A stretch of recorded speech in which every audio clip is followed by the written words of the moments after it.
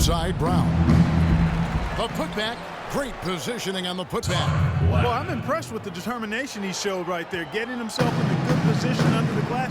Did his work early there. Now with the presence of mind, know just where the rebound was going to go to. And then also just the niftiness with that tip in. Just a quick touch, again, before the defense knows what hit him. And he gets it to go. That's now 17 points for Shabazz Muhammad. And boy, did he ever sell the pump fake. Worked to absolute perfection. Here's Clarkson. Tell you what, he's not an easy guy to stop when he's got his sight on the rim. Never has been, never will be. He is a determined finisher. Did he just go chop there with that one-hand tomahawk slam? That Kia Slam Cam replay really gave you a good look at the action. Bielitsa with the bucket. Texture, nice pass, great catch, even better finish. For Los Angeles, they've gone 3 of 5 here in the fourth quarter. Pretty good numbers coming out of the break. It's stolen by Jones. Jumps up, flushes it down to finish the break. And I love that the instant that steal was made, they were out in the open floor. Ball pressure leading to the run out. Man, it doesn't get much nicer than that. That is sweet, sweet stuff. Nance a screen, pass to Clarkson. And over the course of last season, and really the last decade, we have seen three-point shooting on the rise. Teams have been making the most of the efficiency of that shot, and it's a big part of successful offenses in the modern NBA. For Minnesota, they've gone 5 of 6 from the field to start the fourth quarter on a roll. Levine, and again it's Minnesota converting. Here's Clarkson. Brown with the screen on Jones. On the wing, Brown. Nance dishes to Brown. Fires the 3. And again, it's the Lakers from deep. Nice stroke from long range. And if he keeps getting those opportunities, he better take them. Outside, Jones. Let's go. And again, it's Minnesota. Just carrying the load right now offensively, guys. He is not wasting any chances. Where I sit, Greg, it's a simple deduction. If they want things to be easy on themselves here late, make sure he has the ball. It's Brown with the drive, and it's going to be 2 free throws. Drew contact on the shot. On occasions last year, the Lakers were all right on offense. Other times, they were just stagnant. There was just no motion, nothing going on. Yeah, that's a great point. And their ball movement could use some work. A lot of ISOs last season, and it killed a lot of the flow the team had in the half court. You know, for the Lakers, they were okay in the assist department, guys, but they were dead last in the league in secondary assists. That, to me, is indicative of an inefficient offense and also a new stat category. Here's what Minnesota's going with right now. Garnett comes in for Muhammad, and Miller's subbed in for Levine. Jones drives in. The Lakers with the rebound. And for the Lakers and that secondary assist stat, that just means they aren't making the extra pass, or it means they are holding on to the ball too long. Either way, it hurts the offense. Oh, look, league business clearly doing well. Franchises, values are skyrocketing, and a TV deal kicking in next season as well. It represents the largest expansion of league revenues in history. No good. So Minnesota will take it the other way. And now Minnesota on the fast break. Miller with the ball. Bielitsa with the bucket. Boy, the fast break has really been good to them here, and they're clicking in transition. Yeah, 3 of their last 5 scores have come from fast break opportunities. They have made the most of their chances. And the NBA's TV deal getting about 3 times as much per year as the previous deal. And it's changing the math as far as the salary cap and contract negotiations go. For the fans out there, don't get sticker shock. The players expect to share in these revenues. Adrian Payne's checked in for Gorgui Dieng. How about that, going up strong? I mean, he doesn't care how much height he's giving up. It's attitude with him. Here's Jones. The rebound by the Lakers. Russell's got his third rebound tonight. On the wing, Brown.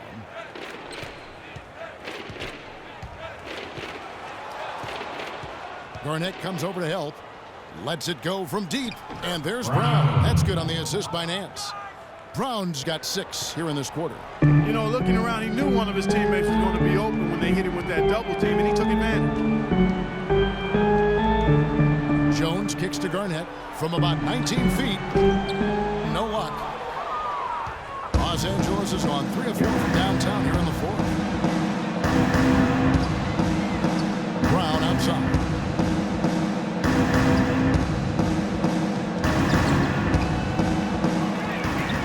And a high bounce as it comes off the rim. He's been anything but his usual self this quarter. It's actually been ugly to see. Payne passes to Miller. Black grabs the board. Now that's terrific defense at the rim. Got right in his path. And you know they'll be conscious of him next time they take it inside, too. I mean, that's what really good defenders do. They make you think about their presence. And so he draws the foul on the shot. A trip to the line to shoot 2. Yeah, nice, strong finish there. Nearly a three-point opportunity. Full throttle, pedal to the metal, attacking basketball. I like that. And the first one at the line is good. And Andre Miller, what a virtuoso floor general he has been. By far the career leader in assists among active players. Over 1,000 more assists than the next guy on the list, which is Chris Paul. Brandon Bass is checked in for the Lakers. That one misses. Getting back to Miller last year, he was 16th in the league, which is pretty remarkable. Yeah, a couple of things happened. I thought he slowed down a little, and he was playing behind John Wall. That led to the fewest minutes per game of his career, and the rest of his stats kind of followed suit. And he gets the bucket. Oh, he's got such great touch and feel around the basket. He made that reverse look easy. Jones against Russell. Jones dishes to Garnett. And so he earns a trip to the line. Officials saw the contact, and he'll shoot 2. Could it have been any other way? Last season, KG returning to the Bulls. I mean, the entire city was buzzing for his return. Kevin Garnett was once the star here and now is acting as the mentor for all these young Timberwolves players. He won't let them slack even for a moment on or off the floor. You know, it's that competitive fire that made KG so great, Kevin, and Minnesota made a savvy move, I think, to get him into the locker room and back on the squad.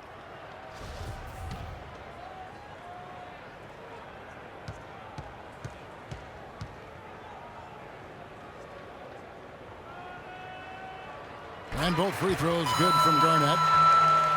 And guys, as we all know, Kevin Garnett is one of the very best power forwards ever to play the game. I mean, was passed by Tim Duncan last year for total rebounds by active players. Still an amazing statistic among many for KG, a future Hall of Famer. It's Bjelica. That's in, coming off an assist from Miller. Bjelica's got 6 here in this quarter. Boy, the pace has been relentless. These guys have really been pushing it up, fellas. And one of the best ways to get a rhythm offensively really is to play in space. And you do that with fast break opportunities.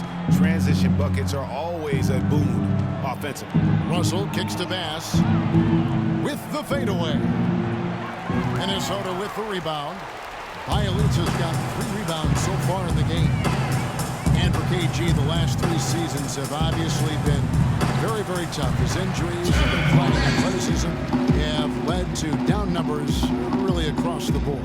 Yeah, I mean, his role now has transformed. He's more of a clubhouse leader, a mentor to the up-and-comers, an extra coach, if you will, in game and on the sideline. The Timberwolves shooting the lights out in this building, 68% from the field. It's Miller on the wing. He's guarded by Russell. Outside, Jones, 6 to shoot. And there are the Timberwolves with another bucket. LA's gotten a positive outcome on 7 of their 14 three-pointers in this game. Not bad at all. It's stolen by Jones. All alone. Rips down the breakaway slam.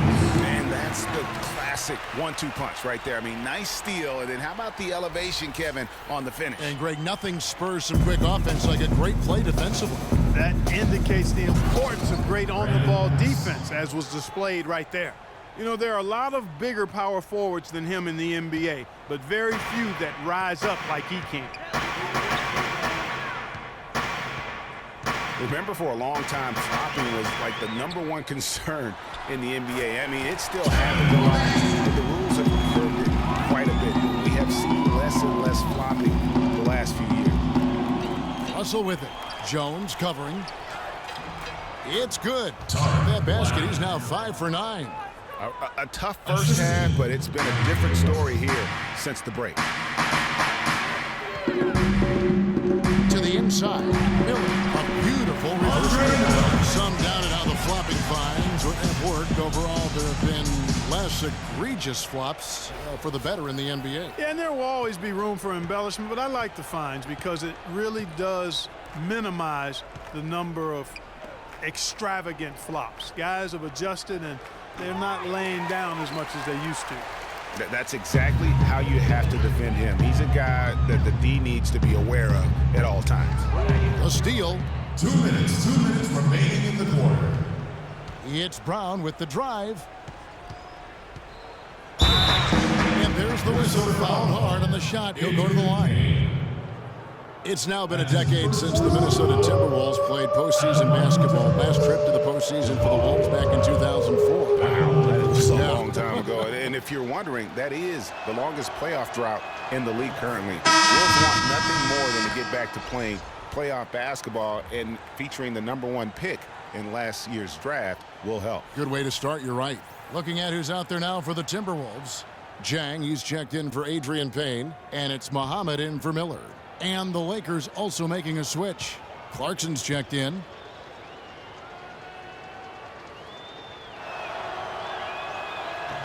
And that's good as he hits both of his shots.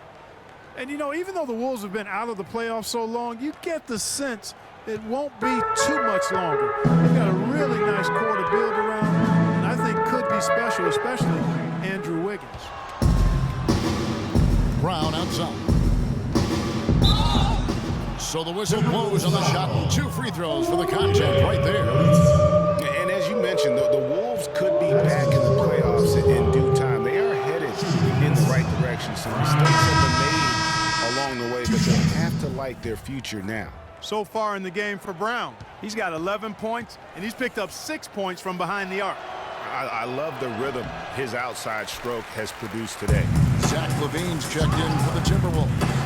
You know, it hasn't always been the case in the NBA, but Perry is at a great spot right now. Every team can compete for a title or end up last in their conference, it seems. It's something the NBA wanted and ultimately now has achieved. Well, guys, this was never really a contest, just a total obliteration, if you will. And you can safely say mission accomplished now for Minnesota. And Clark, their hard work on the glass paid off. You know, they both are excellent rebounding teams. I thought it was a tough battle underneath both ways. And I think a great job in positioning themselves for the W here. It's win number 21 on the season. They're going to close them out for the second time this year. This gives them a season series lead of 2-0 with just 1 game left to play against the Lakers. And you have to look back at this and see the huge game it was for Martin. There wasn't much they could do to slow him down as he was converting every good chance he got. And speaking of NBA parity, it's impossible to go from last to first in a single year, but it can happen in a 3-year span. And that's all you really want from a fan's perspective. Oh, to illustrate the parity, all 4 teams in the conference finals from last year were different from the year before. And taken away by Brown. Fast break, here we go. 6-second difference between the shot and game clock. Here's Bass, again, Los Angeles. Really a good job recognizing the mismatch, just going up for the shot with that huge height advantage on that possession. Well, for the Timberwolves, they can just run out the clock here. Here's LaVine, and again, Minnesota with the triple. I don't want to say they're trying to run up the score here, but they do keep adding to the lead. Well, I know you don't want to say it, but I will, partner. I mean, they're trying to run the score up here. It's plain and simple. They're trying to throw salt all in that wound. taking care of business here. They won this game going away. They were the better basketball team, Clark, by far tonight. No question about it, Kevin. They certainly gave their fans plenty to scream and holler about. This place was rocking. It was on fire. And it only got louder as that lead got bigger. And that about wraps it up. For Clark Kellogg, Greg Anthony, and Doris Burke, this is Kevin Harlan thanking you for tuning in. Now we send you to the award-winning Ernie Johnson, who's standing by in our studio. The 2K Sports post-game show.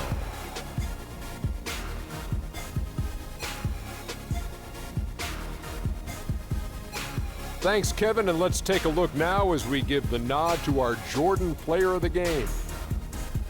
We watched a marvelous third quarter from him, and he basically put the game on ice at that point. And from that point on, they were in control. Ernie, that is the definition of domination. He took them to school tonight in every possible way. I know there's 10 players on the court, but I only noticed one. Just an amazing impact he had in this game. After not even being in the starting lineup, he's the other Ernie, and the crowd was loving it. They really enjoyed his style of play. He's going to continue to create more and more new fans for himself. I'm sure of that. And that'll do it for this edition of the NBA on 2K Sports. Hope you enjoyed the show. From myself, Kenny Smith, Shaquille O'Neal, Kevin Harlan, and the entire 2K Sports crew, have a wonderful evening.